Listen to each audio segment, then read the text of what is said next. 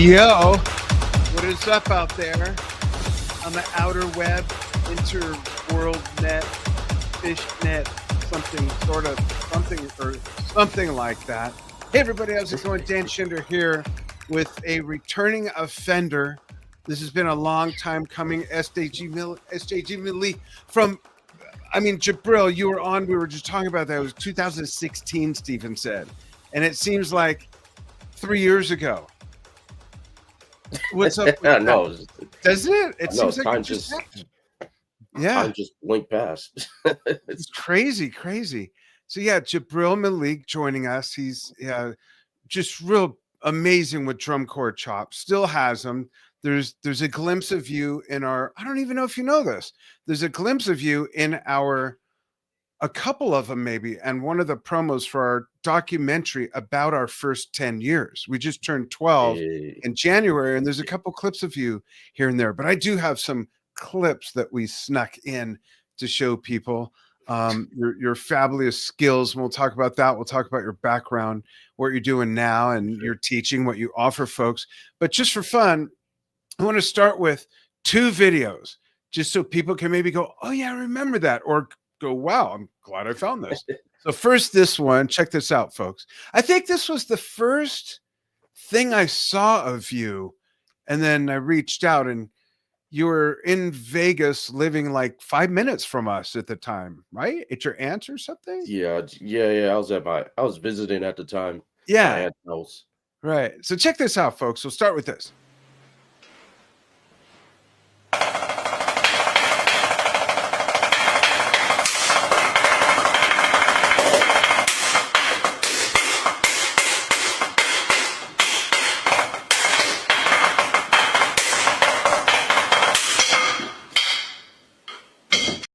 Okay, that's fucking nuts. I mean, I still see that and go, it's crazy. And there's no strings, folks, so don't even start with the silly string or the spider webs or anything like that. I'm going to show that one more time. Then we're going to show a clip from your first interview with me 9 years ago, as this is being recorded, March 25th, 2025. Check this out again, just in case you weren't looking or you blinked.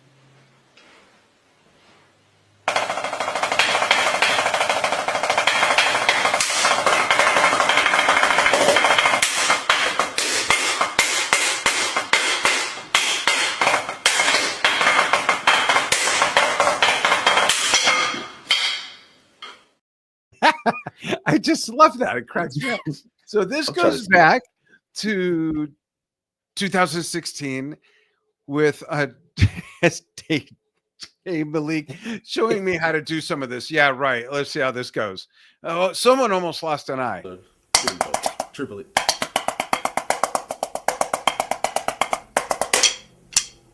That's awesome. Show me something with 2 sticks, because I can't juggle. I can barely juggle the groceries from the car. All right.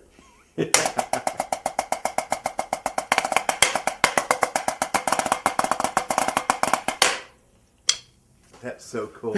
All right, let me try. All right, here we go. And I haven't. It will trade places, so you're still in the camera. I have just started to play like this again a little bit when I play on my drum set. I haven't played like this in so long. I love this pad, by the way. Oh, Who makes this? Zymox Percussion. This is a great pad. Yeah, I think it's the best pad on the market. And then you did that. Well, I get it. It's right there. You're doing it right there, right? Yeah, right there between. Well, almost. I could barely even, that's as much of a twirl as I can do. I could throw it really high and catch it, but it's like I can't. And I can't do what's the twirl that some guys do where it just kind of goes around. I can't do it. And I'm not a clumsy person or anything. I just never put in the time to work on it. But I love when you do the. Oh, I'll do the wait. Oh, I caught it. No. This is why you won't let me into the Las Vegas drum show without my babysitter/wife. Let's talk about your drum corps background. How, if you don't mind me asking, how old were you when you got into it, and what was the inspiration? And then we'll talk about drum set playing, because I remember that you kind of get stereotyped. A lot of people see all these great videos of you doing all this drum corps type stuff and don't know that you can groove on a drum set. In fact, I think in that interview we sat down at 2 drum sets and played together. Me on an electronic kit and you on my Big Blue kit. Yeah. I think if I remember, I was on your kit for sure. Yeah. But background, I didn't. So I'll get this out the way. I did not march Drum Corps International or DCI Right. because I think I made a video. I think I made a video on this years ago. But the main reason was Your because criminal record, right? No. I don't know if they do criminal background records, but that's no. But basically, I wanted to. My dad really was like, and still is, I think, to this day, even if he denies it. But he's really into drum corps, like enthusiast. I think he even helped for a couple of or a few seasons during the summertime to Sacramento Mandarins. He would help drive the truck across the country with another driver, and they would tour up and down the East Coast. This was like the early 2000s. I believe so. He did. So he was into that, and I think the Mandarins even won a world championship in their division that season. I don't know if it was 2001 or 2002, but yeah, he was a part of them, or part of that season. And so going to me with my background, the reason I started with drum, or we were still a drum corps, Right. not necessarily DCI. But the style, it's part of the style and the culture and everything. Pretty much the West, they used to call it West Coast style, but I mean, I don't think DCI is necessarily like one full style. Like in DCI, I think there's different styles. I mean, the difference may not be clear to outsiders, but people that's watched it over the years can tell. But we started off as like that, right? With the I was in the Guardian Knights drum corps. Which my dad created before I was even born. I think he started in like the 80s. But his main goal was to get people off the streets, like the youth, to not like join, because we have a lot of gang culture in Sacramento, like South Sac, North Sac, East Sac, doesn't matter. But he's trying to get people out of that and into something that's that extracurricular activity, basically outside of regular sports like basketball or football or something. And of course, there's the discipline aspect and discipline. Yeah, exactly. Yeah, the interest factor for kids who just aren't into sports, Right, and that's like on the verge, pretty much. Mm-hmm. So I've met a lot of people that were kind of like trying. I don't know. They were like about that life, but not really. I don't know. They were on the edge. Yeah. So I'm used to that kind of like culture. So we started my first performance. I don't know what, I was pretty young. I was like under 10, and I was holding cymbals in a Rancho Cordova parade, and that's far east Sacramento, in Sacramento County, basically. Mm-hmm. We did the 4th of July Rancho Cordova parade, and it's like 2.5-mile parade, and it's like 105 degrees by the time we start. And it's like over an hour and a half. It's just straight walking. But over the years, the older you get, the faster it seems to move when you're not thinking. You're just in that mode. Yeah. When I was a kid, man, I was holding on for dear life. Oh yeah, and your steps were half the stride as well. So yeah. Well, I'm with older teenagers trying to keep up with them. So I did. So that's how I started, and then eventually I moved over to set when my feet could actually reach the pedal. Because before I would just hit the tom drums and the snare and do beats with my hands, and that's pretty much how I started with that.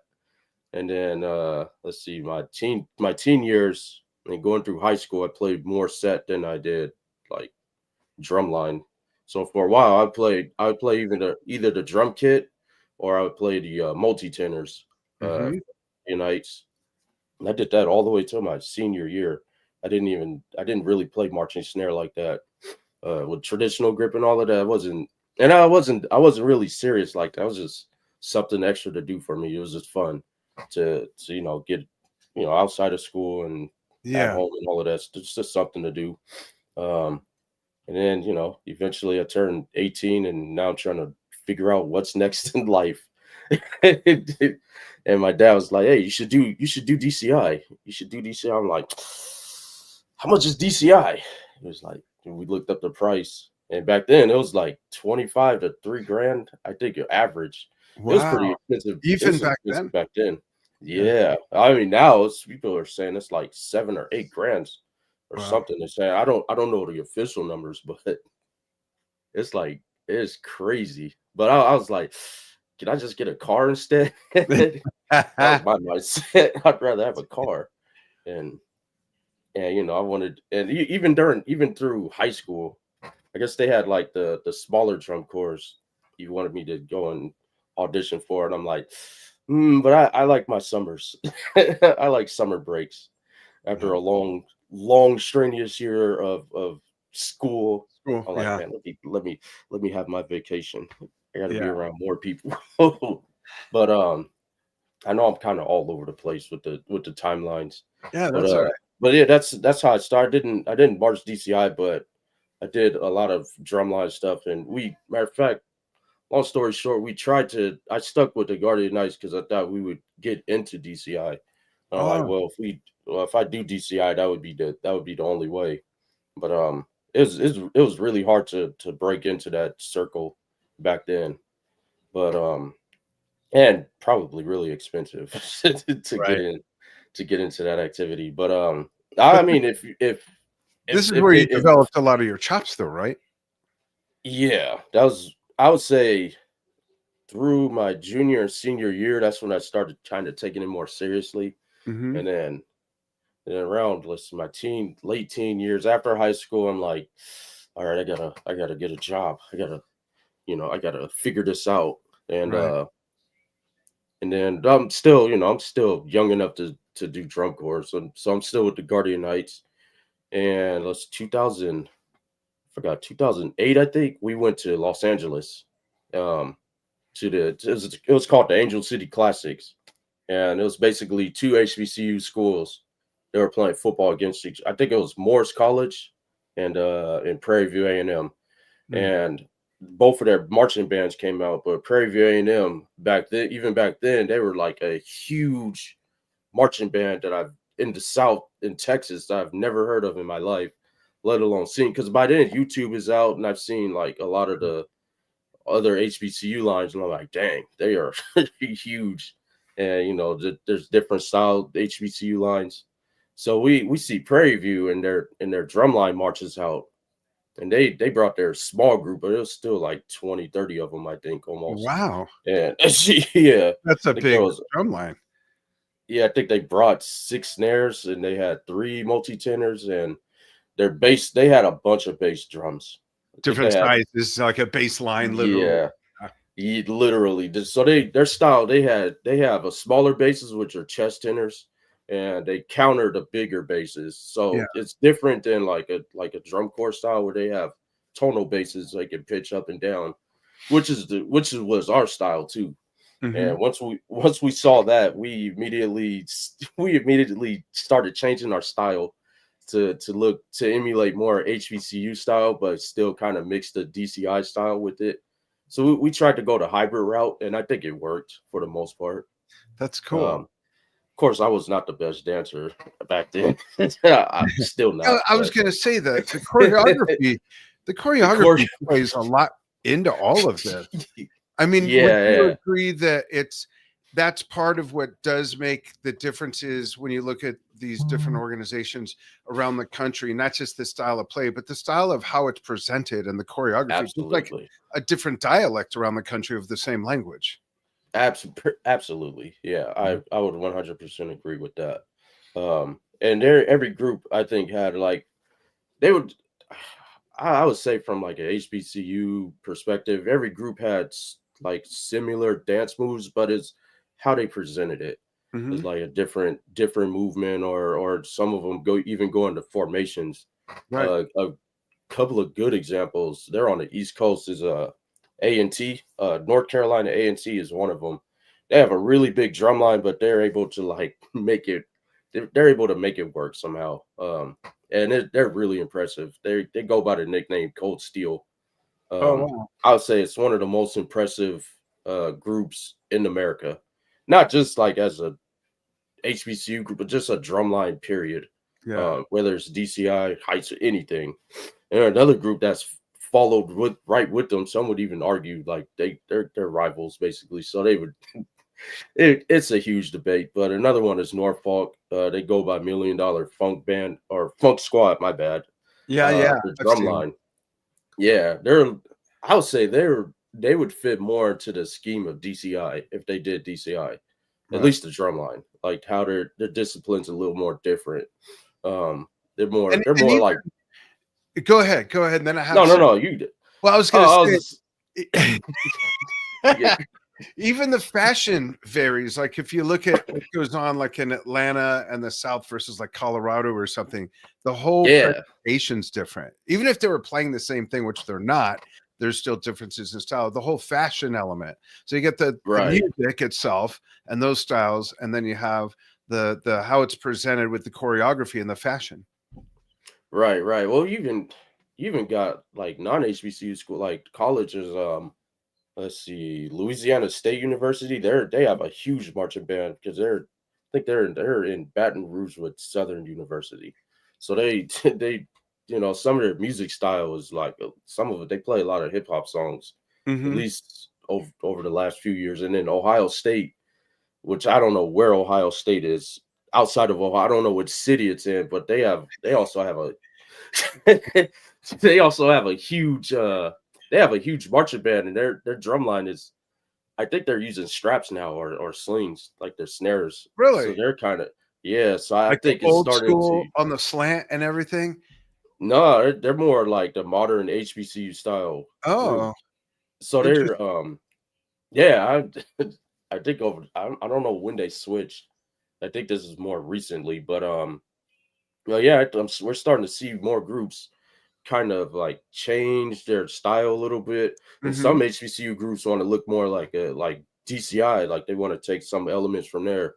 So I think everybody's taking elements from each other and trying to become like the best drumline, like the best version of a drumline, That's which I think is cool. awesome. Yeah, it's Yeah, developing, it's progressing. right, exactly. Like everybody's mixing their different cultures into one into something Yeah. awesome, which I 100% encourage. And Because that's how you everybody think can about it. learn from each other. Yeah. Absolutely. That's how all other styles of music really progress and develop over time, whether it's Cajun music or blues or jazz or rock or prog Yeah. or whatever. It's kind of the same thing, even classical music. But Right. let's show a couple more videos of you playing. We're gonna go with here's Jabril. This is back when he was kind of on hard times and could only afford one drumstick. He's doing better now, though.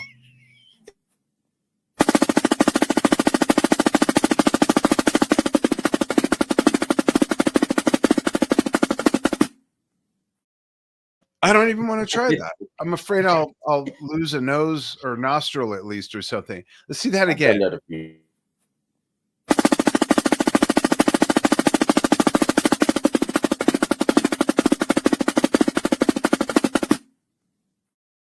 That's so cool. That I like was this. smoother than I thought it would be when I first filmed. Well, I love how the sound modulates as the different parts of each end of the stage, Yeah. parts of the head. It's almost like a phase shifter on it or something. Right. And then this is at the Dark Horse, an original piece. They know little to nothing about you, so they don't even bat an eye of acknowledgement when they see your name. While they glorify others around you, you're in the middle of your toughest grind. When they least expect it, you'll outshine everything because you were willing to grind through the toughest elements to succeed. Then someday, your sudden emergence will come as a surprise to everyone.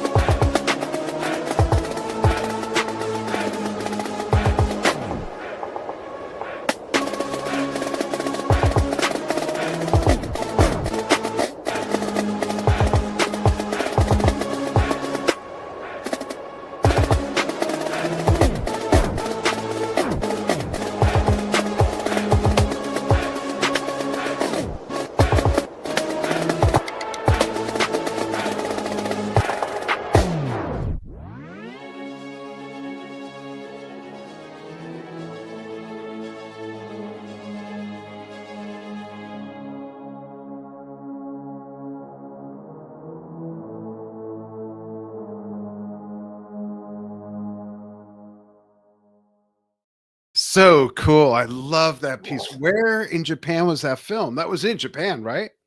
Yeah, that was in a Hokkaido, Hakodate, Hokkaido, Where and it was about is that geographically?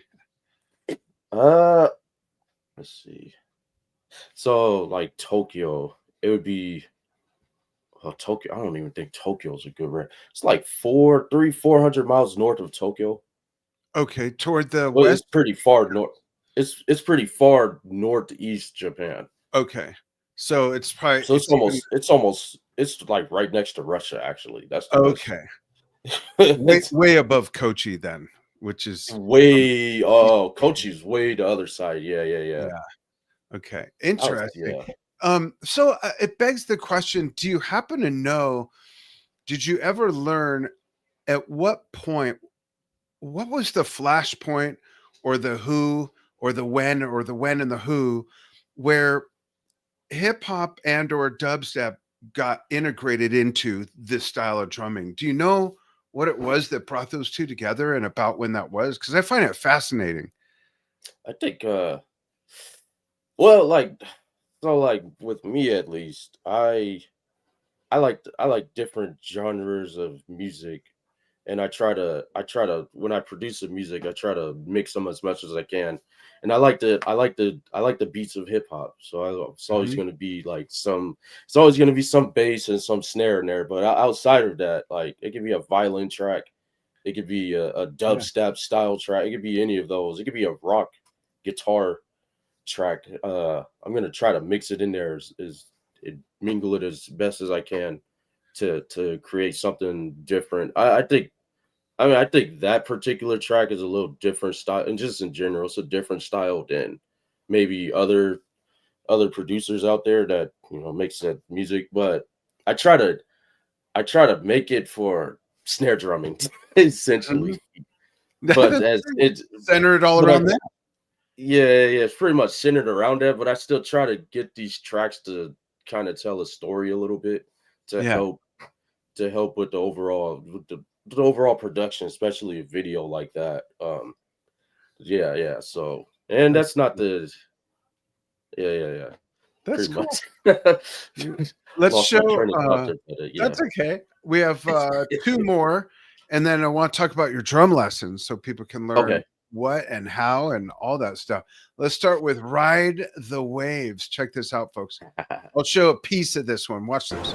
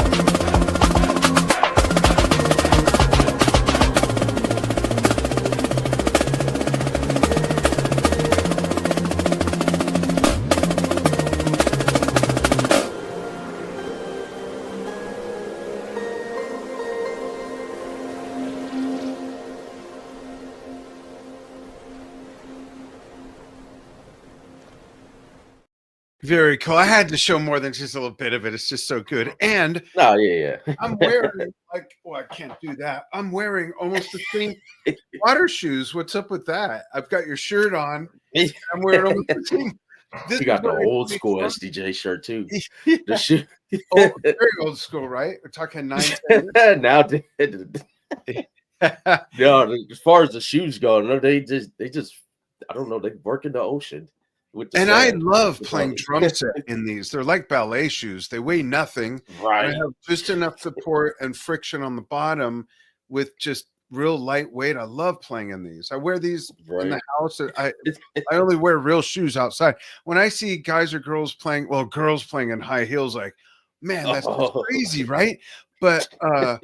cowboy boots or biker boots or construction boots, I'm like, how do you do that? And I saw Cozy Powell when he was with Emerson, Lake and Powell, that one album, one tour, and he was doing this crazy double bass stuff with cowboy boots up past his calves. I'm like, how do you have the dexterity when your foot cannot even flex? You know, it's just crazy. Right. Yeah. Speaking of feet, like that was always like when I first started trying to relearn the drum kit is the feet.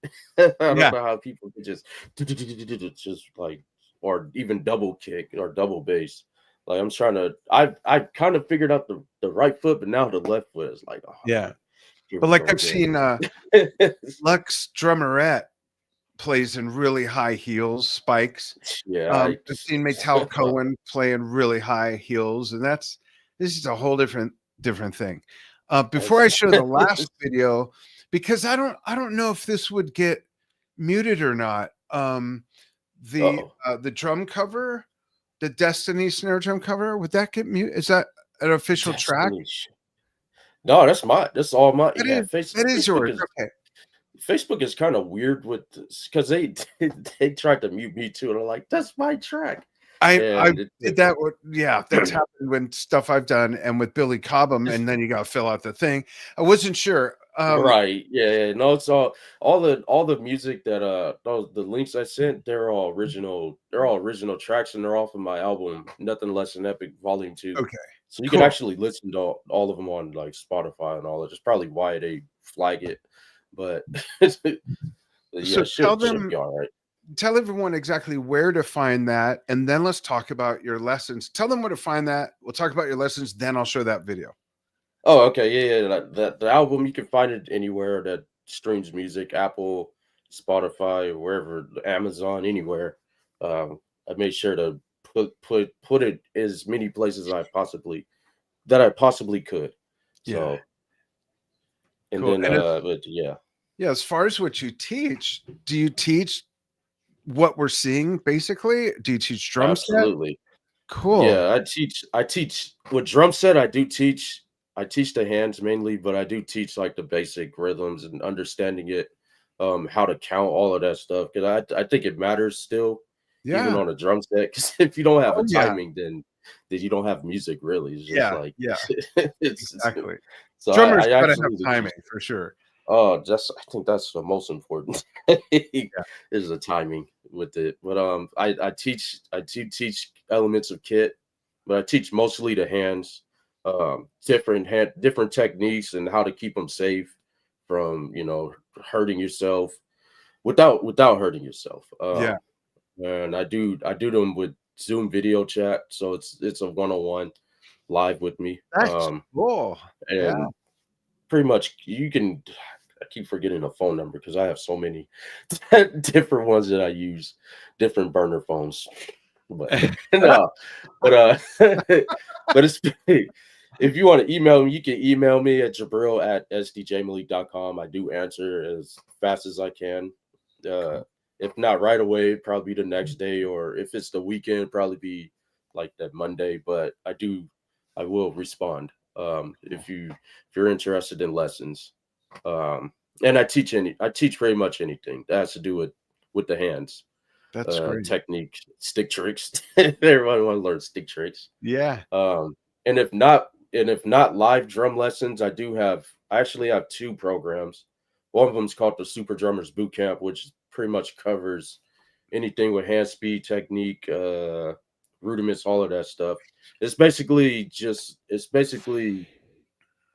I would say it's kind of a brutal program, Hmm.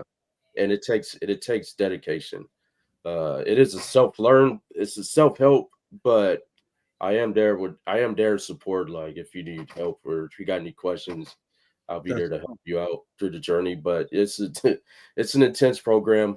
I think it's 4 months. I have it added now. But yeah, you go through that every week. There's a new set of objections to work on, and then after the boot camp, if you want to join the School of Super Drumming, that's where you learn your exercises, your other rudiments, your stick tricks. You can even learn how to read music with it. So and I have over 600 videos and wow. adding new videos every month. So I'm That's pretty awesome. busy with that. Yeah, yeah. Yeah. So I started both of those programs in 2020, ironically, right after the pandemic happened. Was like, Oh wow. and I'm like, dang. But everyone started joining Zoom and all of that stuff and Yeah. doing online lessons and everything. I'm like, well, this is probably the perfect time to release these, I guess. Exactly. So so I got those programs if you don't want to do the one-on-one lessons. There's always other options. And I got free options as well. I wrote Cool. an ebook pretty much covering topics like technique very much. I got a few cool exercises in that. So yeah, I got a lot of stuff when it comes to Cool. teaching. That's great. So Let's watch Destiny and then we'll wrap it up. Where'd the button go? yeah. Here it is. Check it out, folks. Your destiny is based on the life choices that you make. Most of us have a dream destiny but choose not to chase them because it's deemed too difficult or too risky. So the question is, risk it all for your dream or forget about it and take the simple route, the easy way.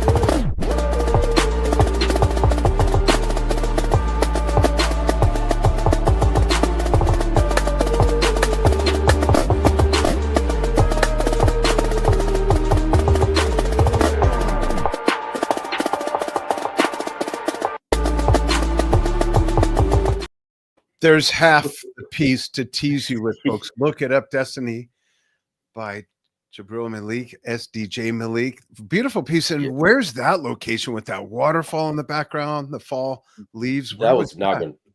That was Okay. around the Nagano area. Yeah. So in Beautiful. the Amazing. what they call the Japanese Alps. Oh, really? Yeah, yeah. So I wonder So what it's it a sounded like from up by the waterfall and hearing your drum reverberate through the oh, air. It must have been amazing. it was absolutely amazing. I would say that was probably my favorite location of film, like Yeah. all time. That was my favorite for sure. As a matter Cool. of fact, I hope to get another chance to visit again Awesome. this fall. So Cool. Well, you'll have to let us know, Enja and I, when you're going to be back in Vegas, because we have kids there, business there, and we go out there frequently. And oh, absolutely. yeah, and if we get back out to Japan or Singapore, we'll let you know and connect out there. But that would be For fun. sure, And for keep us sure. up to date with what you're doing. Stay in touch. If you ever have anything you want to promote or just talk about, just reach out to Steve or myself, and we'll get you back on. Absolutely. Looking forward to it. Awesome. Thank you, everybody, so much for following what we do here on Drum Talk TV.